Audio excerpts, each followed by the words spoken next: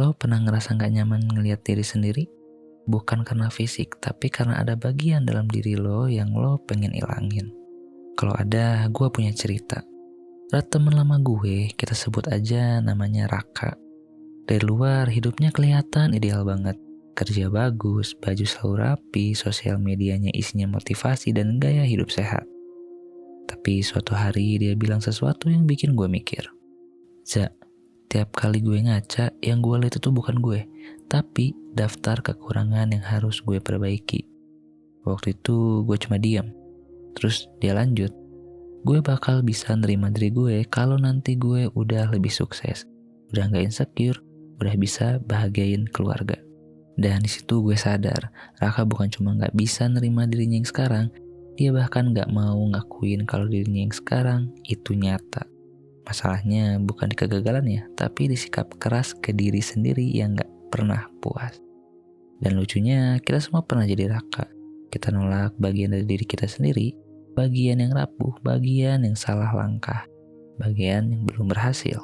Kita jadi aktor di hidup sendiri, pura-pura kuat, pura-pura punya arah, padahal kita bingung dan capek, tapi gengsi buat ngakuin. Dan kalian pernah ngerasain gitu juga gak?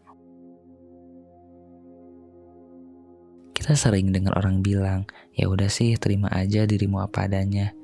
Tapi gimana caranya kalau kita sendiri nggak tahu diri yang mana yang harus diterima?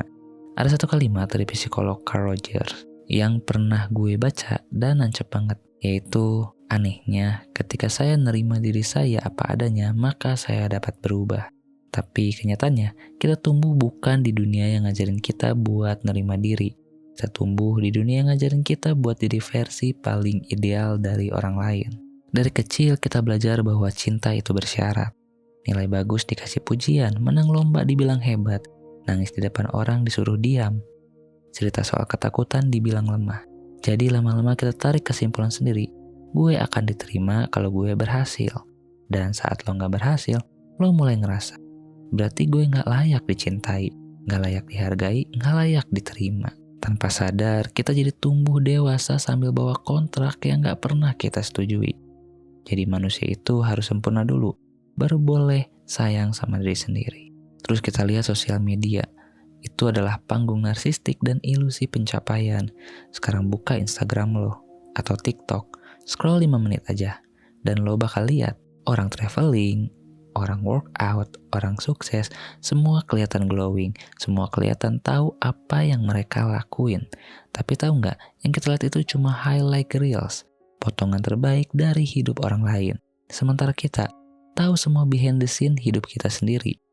Jadi kita ngebandingin full film dokumenter hidup kita sama cuplikan trailer hidup orang lain. Dan hasilnya, kita ngerasa kalah, gak cukup, dan gak layak bangga sama diri sendiri. Terus ini juga, kita salah ngira bahwa penerimaan sama dengan berhenti berkembang. Ini juga jebakan yang sering gak kita sadari. Kita takut nerima diri sendiri karena kita pikir kalau gue nerima diri gue sekarang berarti gue nyerah. Padahal justru sebaliknya, penerimaan diri itu bukan finish line. Dia justru garis start buat bertumbuh dengan cara yang sehat. Kalau lo mulai perjalanan lo dari rasa benci, lo bakal terus didorong diri lo pakai pecut. Tapi kalau lo mulai dari penerimaan, lo jalani hidup dengan napas yang lebih tenang. Jadi, kenapa susah banget terima diri? Karena kita tumbuh di dunia yang ngajarin kita buat jadi segalanya. Tapi lupa ngajarin gimana caranya jadi diri sendiri. Oke deh, sekarang kita bahas apa itu self-acceptance. Self-acceptance bukan berarti menyerah. Menerima diri seringkali disalahpahami. Banyak orang mikir, kalau gue terima diri gue sekarang, artinya gue pasrah, artinya gue berhenti berkembang. Padahal, self-acceptance bukan bentuk menyerah, tapi bentuk keberanian. Bedanya pasrah sama penerimaan. Pasrah itu kayak, ya udah, gue emang gini, gak bisa berubah, titik.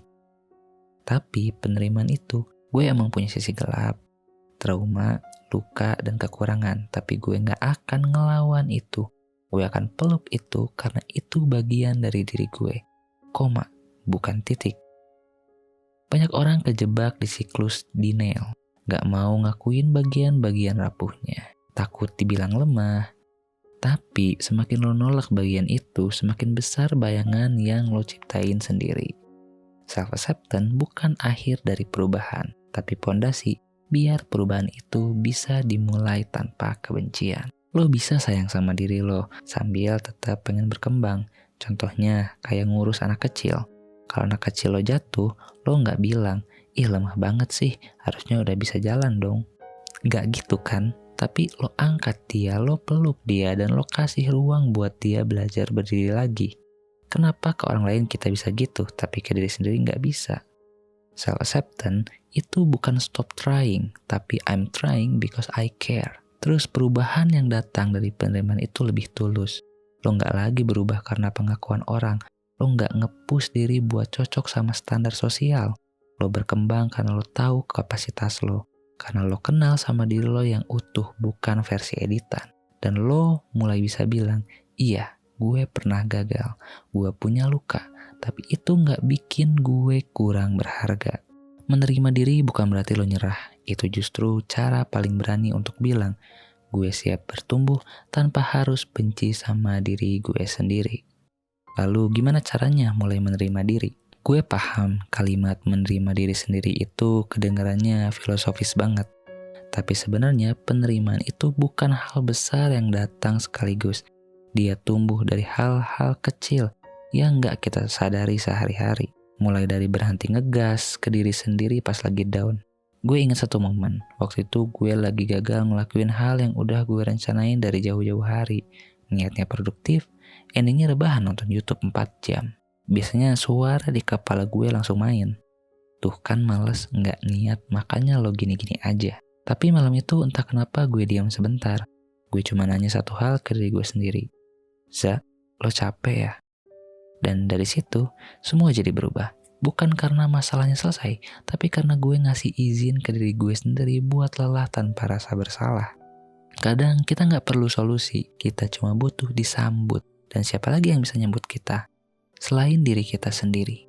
Dan mungkin juga ini berguna buat lo. Kayak lo tulis ulang cara lo ngomong ke diri sendiri. Coba bayangin gini, kalau lo ngomong ke temen lo, kayak lo ngomong ke diri sendiri, kira-kira temen lo masih mau temenan gak? Goblok banget sih, lo gak pantas dapat apa-apa, gak heran sih orang gak suka sama lo. Bayangin denger itu tiap hari dari orang lain, lo pasti marah. Tapi kalau itu datang dari suara dalam kepala sendiri, kita justru nganggap itu normal. Self-acceptance bisa mulai dari gue sadar gue belum sempurna, tapi gue gak harus jahat sama diri sendiri. Gue mulai coba ubah suara itu jadi kayak ngobrol sama sahabat. Lebih pelan, lebih sabar, lebih manusiawi. Lalu punya ritual kecil untuk ngasih ruang ke diri sendiri. Gak harus mewah, bisa simpel. Duduk 10 menit tanpa HP sambil tarik napas pelan. Tulis jurnal malam hal yang gue syukuri hari ini. Atau ngomong ke cermin, makasih ya udah bertahan. Kayak tanaman, self-acceptance itu butuh ruang buat tumbuh. Dan ruang itu lo yang bikin sendiri. Gak ada jalan instan buat nerima diri.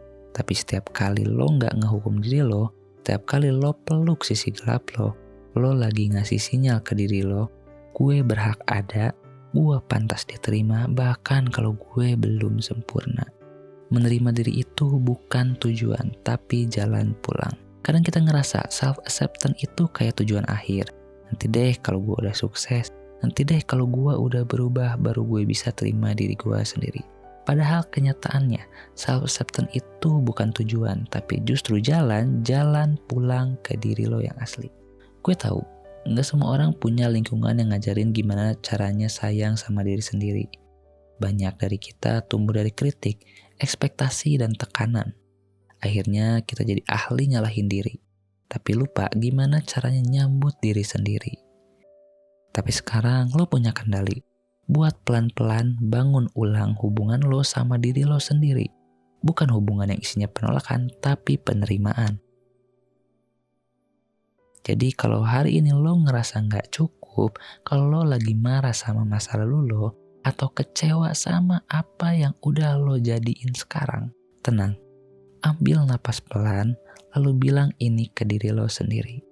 Gue lagi belajar pulang ke diri gue yang asli, yang utuh, yang layak dicintai bahkan sebelum jadi versi terbaiknya. Oke, mungkin sekian dari gua. Semoga video ini jadi titik kecil yang ngebantu lo kenal lagi sama diri sendiri.